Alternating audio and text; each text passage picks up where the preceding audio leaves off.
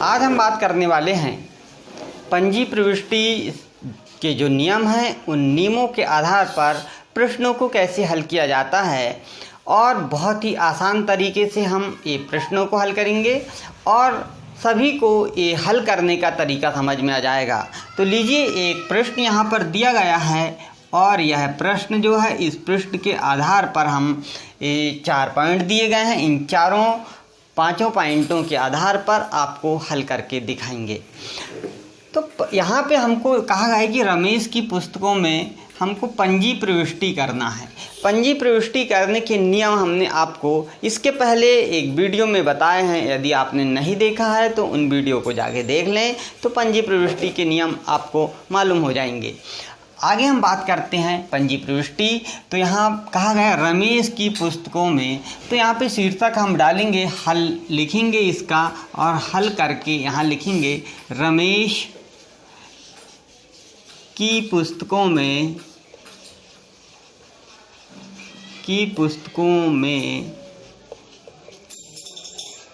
पंजी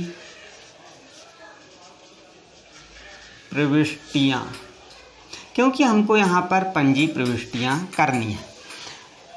और इसके बाद में हम एक प्रारूप जो पंजी प्रविष्टि करने का फॉर्मेट होता है वो फॉर्मेट बनाएंगे। वो फॉर्मेट कैसा होता है वह देखिए। इस प्रकार से हम एक लाइन खींचेंगे और इसे दूसरी लाइन से बंद कर देंगे। अब इन व्यवहारों को लिखने के लिए हमें सबसे पहले आवश्यकता क्या होगी, क्योंकि हमें विधिवत लिखना है। जैसे हमने व्यवहार किए हैं, अर्थात सौदे हमारे हुए हैं, लेन देन हुए हैं, उसी प्रकार हमें लिखना है। तो लिखने के लिए सबसे पहले हमको दिनांक की आवश्यकता पड़ेगी, इसलिए हम डेट का एक कॉलम खींच लेते हैं सीधा। इसके बाद में हमने यहाँ पे देखेंगे कि हमने क्या लेन देन किया है। उस लेन देन के लिए हमें मालूम होना चाहिए कि कौन सी वस्तु क्रय किया है, विक्रय किया है। तो इसके लिए हम दूसरा जो है वह हम विवरण के रूप में एक कॉलम खींच लेंगे और इसमें जो राशि के लिए हम 2 कॉलम यहाँ पे बना लेंगे, एक डेबिट और एक क्रेडिट। लेकिन इसके लिए लिखने के लिए इसे और भी हमें आगे भी लेन देन को रखना होगा, इसलिए एक और कॉलम यहाँ खींच लिया जाता है बीच में, और जिसे हम खाता पृष्ठ कहते हैं। तो हम यहाँ पर आपको सभी इन कॉलमों में लिख कर दिखाते हैं लिखने का क्या क्या बिंदु होता है। पहले हम लिखते हैं कॉलम में दिनांक, दूसरे कॉलम में लिखते हैं विवरण, तीसरे कॉलम में लिखते हैं हम खाता पृष्ठ कि कौन से खाते के पृष्ठ पे इन बातों को रखा गया है। और चौथा पॉइंट आएगा इसमें राशि, और यह राशि जो होगी वह डेबिट राशि कहलाएगी और दूसरी जो राशि रहेगी वह राशि क्रेडिट राशि कहलाएगी। क्योंकि हमने आपको समझाया था कि जब हम इसे लिखते हैं तो इसे डेबिट और क्रेडिट फॉर्मेट में लिखा जाता है। डेबिट और क्रेडिट फॉर्मेट में लिखे जाने के कारण हम डेबिट राशि और क्रेडिट राशि इसे लिख देते हैं। इसे ही शॉर्ट में लिखने के लिए डेबिट को हम DR लिखते हैं और क्रेडिट को CR लिख देते हैं। डेबिट को DR ही क्यों लिखा जाता है, इसका भी एक प्रमुख कारण है, वो कारण हम इसके बाद में किसी वीडियो में समझाएंगे। आज हम देखते हैं पंजी प्रविष्टि कैसे की जाती है। पहली डेट देखिए, यहाँ पर जो डेट लिखी हुई है वह डेट है 1 जनवरी 2020। अब इस डेट लिखने का भी एक विशेष तरीका होता है। सबसे पहले हमको लिखना होता है सन 2020। सन लिखने के बाद में हमें माह लिखना होता है और यहाँ माह है जनवरी, और इसके बाद में डेट लिखना होता है। जैसे यहाँ पर डेट लिखी है 1 जनवरी, तो यहाँ पर हम 1 लिख सकते हैं। इस प्रकार सही तरीका होता है। अब देखिए, पहली प्रविष्टि जो है 1 जनवरी को व्यापार प्रारंभ किया। अब व्यापार प्रारंभ किया तो यहाँ पर आप जानते हैं कि व्यापार जब भी प्रारंभ किया जाता है तो मालिक द्वारा व्यापार की प्रारंभ किया जाता है। व्यापार एक अलग स्थान पे होता है, तो हम यहाँ से मान लेते हैं कि व्यापार हमारा अलग है और व्यापारी अलग है। जैसे आप जानते हो कोई भी अपनी दुकान या व्यवसाय का नाम या कंपनी का नाम कुछ अलग नाम रखता है और खुद का नाम कुछ अलग होता है। इसी धारणा को हम पृथक वैधानिक अस्तित्व की मान्यता या सत्ता की अवधारणा के नाम से भी जानते हैं। और इसी अवधारणा के कारण हम यहाँ पर कहते हैं कि व्यापार अलग है और व्यापारी अलग है। इस बात को ध्यान में रखते हुए हम कहते हैं कि जब व्यापार प्रारंभ किया यानी मालिक ने जब पैसा लगाया तो इस व्यापार में क्या हुआ, पैसा आया, यानी व्यापार में पैसा आया, उस पैसे को हम रोकड़ कहते हैं और प्रविष्टि बनाते हैं हम यहाँ पर रोकड़ खाता डेबिट। रोकड़ खाता इस तरफ लिखा जाता है, खाता पृष्ठ के पास में, डेबिट बीच में नहीं लिखा जाता। और यहाँ पे जो व्यापार है इसमें किसने पैसा लगाया, जो व्यापार में पैसा लगाता है, धन लगाता है, उसे हम मालिक व्यापारी कहते हैं। और उस धन को हम यहाँ पर पूंजी के नाम से जानते हैं, जैसे पारिभाषिक शब्दावली में हमने सीखा था। तो यहाँ लिखेंगे रोकड़ खाता डेबिट पूंजी खाते से, पूंजी खाते से, अच्छा से यहीं पास में लिखा जाता है। और यहाँ पे एक विवरण लिख दिया जाता है छोटे शब्दों में समझने के लिए, जिसे हम अंग्रेजी में नरेशन कहते हैं। तो यहाँ पे हम लिखेंगे नरेशन जो है कि व्यापार प्रारंभ किया, यह हमारा नरेशन हो गया। और इस विवरण के को हम एक लाइन से यहाँ बंद कर देते हैं।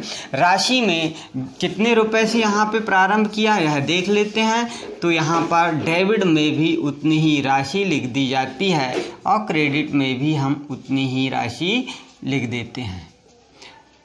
इतना सभी को समझ में आया होगा। जैसे हमने पहली प्रविष्टि किए हैं वैसे ही हम दूसरी प्रविष्टि देखते हैं जनवरी 2020 की।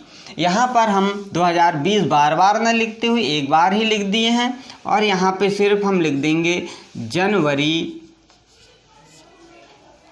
5। यहाँ पे 5 जनवरी का लेन देन है, व्यवहार 5 जनवरी को हुआ है। और व्यवहार क्या हुआ है, यहाँ आप देखिए कि नकद माल खरीदा, माल खरीदने का काम हो रहा है। और माल जब खरीदा जाता है तो माल खरीदने को हम क्रय कहते हैं। क्रय करने से क्या हो रहा है, यहाँ पर नगद खरीदा है तो नगद से पैसा जाएगा और माल खरीदा है तो माल आएगा। अर्थात यहाँ पर हमारी नियमों की बातें, 2 पॉइंट की यहाँ पे बात हो रही है, डेबिट और क्रेडिट की। और हमारा यहाँ पे नियम है कि नगद यानी रोकड़, और रोकड़ है वास्तविक खाता। और यहाँ देखिए खरीदना, क्रय करना भी वास्तविक खाता है। और वास्तविक खाते का जो नियम है वह नियम है कि जो वस्तु व्यापार में आए उसे डेबिट कीजिए, जो वस्तु व्यापार से जाए उसे क्रेडिट कीजिए। अब यहाँ पे देखिए नगद, यहाँ पे माल जो है, नगद हमने क्या किया, खरीदा है तो माल आया है, यानी जो वस्तु व्यापार में आए उसे डेबिट कीजिए। यानी हम यहाँ लिखेंगे क्रय खाता डेबिट, क्योंकि हमने माल को क्रय किया है, क्रय खाता डेबिट।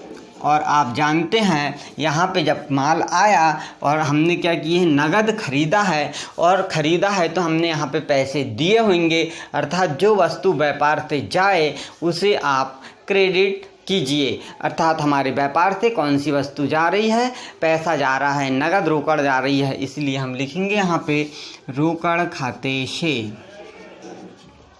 रोकड़ खाते से। और राशि जो है, यह राशि हम यहाँ लिख देंगे कि 50,000 का हमने जो माल खरीदा है वह डेबिट भी 50,000 हो जाएगा और माल आ जाएगा, और 50,000 रुपये चले जाएंगे। और नरेशन लिख देंगे नकद माल खरीदा। और ये हमारी दूसरी प्रविष्टि कंप्लीट हो जाती है। अब आते हैं हम 10 जनवरी की प्रविष्टि पर। और 10 जनवरी 2020 को नगद माल बेचा, जैसे माल खरीदा था वैसे नगद माल बेच भी दिया यहाँ पे। और बिल्कुल माल भी वास्तविक खाता है और बेचना भी वास्तविक खाता है। बेचने को हम विक्रय कहते हैं, तो यहाँ वास्तविक खाते का नियम पुनः लगेगा। और वास्तविक खाते का नियम क्या है? जो वस्तु व्यापार में आए उसे डेबिट और जो वस्तु व्यापार में जाए उसे क्रेडिट। अब यहाँ पे आप जानते हैं कि बेचने से क्या होगा? माल जाएगा लेकिन रोकड़ हमारी आएगी। रोकड़ आएगी तो जो वस्तु व्यापार में आए उसे डेबिट कहते हैं। तो जनवरी, यहाँ पे डेबिट हो जाएगी जनवरी 10 और रोकड़ हमारे पास आ रही है, इसलिए रोकड़ खाता डेबिट हो जाएगा यहाँ पर। और बेचने के कारण विक्रय किया है तो वस्तु जाएगी, माल जाएगा, और बेचने को हम विक्रय कहते हैं, इसलिए उसे हम विक्रय खाते से लिखेंगे। और नरेशन लिखेंगे नकद माल बेचा। और नरेशन के बाद इसे एक लाइन से बंद करते हुए जो राशि है उस राशि को हम यहाँ पे लिख देंगे 30,000 30,000। इसी प्रकार देखिए 15 जनवरी को जनवरी 15 और यहाँ पे कहा गया है मजदूरी दिया। मजदूर जो है हमारे यहाँ काम किया है उसे हमने मजदूरी दिए हैं। और मजदूरी देने से ना ही ये व्यक्ति है ना ही ये वस्तु है, यह सिर्फ एक नाम मात्र के खाते के अंतर्गत आती है, जिसे हम किराया, वेतन आदि के नाम से भी जानते हैं। अर्थात यहाँ पे लाभ और हानि की संभावना होती है। और यहाँ पे एक नियम है कि समस्त व्यय एवं हानियों को डेबिट कीजिए, समस्त आय एवं लाभों को क्रेडिट कीजिए। आप देखिए मजदूरी दी गई है, जब मजदूरी दिया है तो क्या हुआ है? हमें हानि हुई है। हानि होने के कारण हम यहाँ लिखेंगे मजदूरी खाता डेबिट। और किससे? इस मजदूरी दिए तो मजदूरी रोकड़ के रूप में दी जाती है, तो रोकड़ खाते से। और यहाँ पर नरेशन लिखेंगे मजदूरी चुकाई। और यहाँ पे मजदूरी 1,000 रुपये जो है उसकी राशि को लिख दिया जाएगा। इसी प्रकार आखिरी प्रविष्टि हमारी है 31 जनवरी को वेतन चुकाए। जैसे वेतन दिया, मजदूर को मजदूरी दी जाती है, वैसे कर्मचारियों को वेतन दिया जाता है। वेतन और मजदूरी में थोड़ा सा फ़र्क होता है। जो मजदूर है, जो हैवी वर्क करते हैं, उन्हें हम मजदूरी देते हैं, वो मजदूर कहलाते हैं। ऑफिस में काम करने वाले जो हमारे कर्मचारी होते हैं उन्हें वेतन दिया जाता है। तो वेतन चुकाया 5,000 रुपये। तो हम यहाँ पर लिखेंगे जनवरी 31 को वेतन देने से हानि हुई है, इसलिए वेतन खाता डेबिट और रोकड़ खाते से। अब रोकड़ खाते से यहाँ पे हमने लिख दिया। और वेतन भुगतान किया, ए हो गया। और यहाँ राशि हो जाएगी 5,000 रुपये की राशि यहाँ पे दे दी गई।